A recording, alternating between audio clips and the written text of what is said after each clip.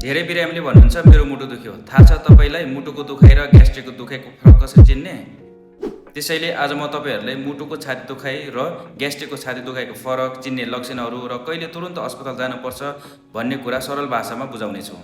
Video सुरु हुनुभन्दा अघि फलो गर्नुहोस् ताकि यस्तै महत्त्वपूर्ण स्वास्थ्य सन्देश हेर्न नछुटोस् र लाइक, कमेन्ट र सेयर गर्न नभुल्नुहोला।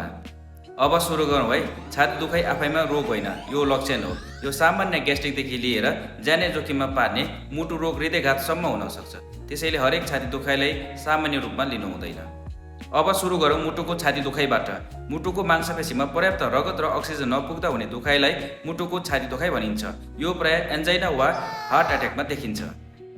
मुटुको छाती दुखाइका लक्षणहरू: छातीको बीच भागमा चाप, भारीपन वा कसिएको जस्तो महसुस हुनु, दुखाइ बायाँ हात, काँध, घाँटी, चिउँडो वा ढाडतिर फैलिनु, सास फेर्न गाह्रो हुनु, चिसो पसिना आउनु, वाकवाकी वा बान्ता हुनु, चक्कर लाग्नु वा बेहोस जस्तो महसुस हुनु।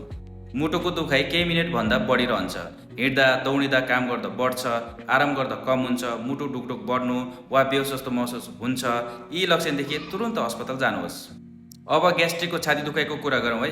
ग्यास्ट्रिकको छाती दुखाइ पाचन प्रणालीबाट सुरु हुन्छ।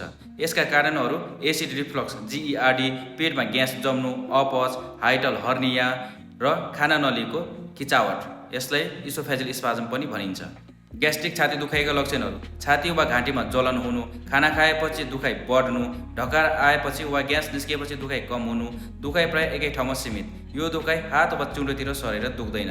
यसका साथै मुखमा अमिलो वा तितो स्वाद आउँछ। धेरै बिरामीहरूले सोध्नुहुन्छ के ग्यासले मुटुको जस्तै दुखाइ गराउन सक्छ? हो, सक्छ। धेरै ग्यास जम्दा डायफ्राममा दबाव पर्छ र छातीमा दुखाइ महसुस हुन्छ। यसले कहिलेकाहीँ मुटुको दुखाइ जस्तै भ्रम पैदा गर्न सक्छ।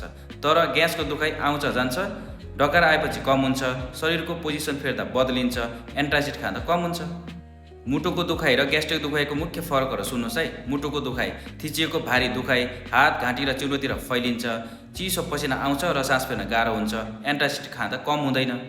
ग्यास्ट्रिकको दुखाइ: जलन, पोलेको जस्तो वा चस्स दुखाइ, खाना खाएपछि सुरु हुन्छ, ढकार आएपछि कम हुन्छ, एन्टासिड खाएपछि कम हुन्छ। निम्न लक्षणहरू देखिएमा तुरुन्त चिकित्सकलाई देखाउनुहोस्। कडा र लगातार छाती दुखाइ, सास फेर्न गाह्रो भएमा, चिसो पसिना आएमा, चक्कर वा बेहोस भएमा, दुखाइ हात, घाँटी वा चिउँडोतिर फैलिएमा। रोकथामका उपायहरू: मुटु स्वास्थ्यका लागि स्वस्थ आहार खानुहोस्, नियमित व्यायाम गर्नुहोस्, धुम्रपान नगर्नुहोस्, तनाव नियन्त्रण गर्नुहोस्, रक्तचाप, सुगर र कोलेस्ट्रोलको नियमित जाँच गर्नुहोस्।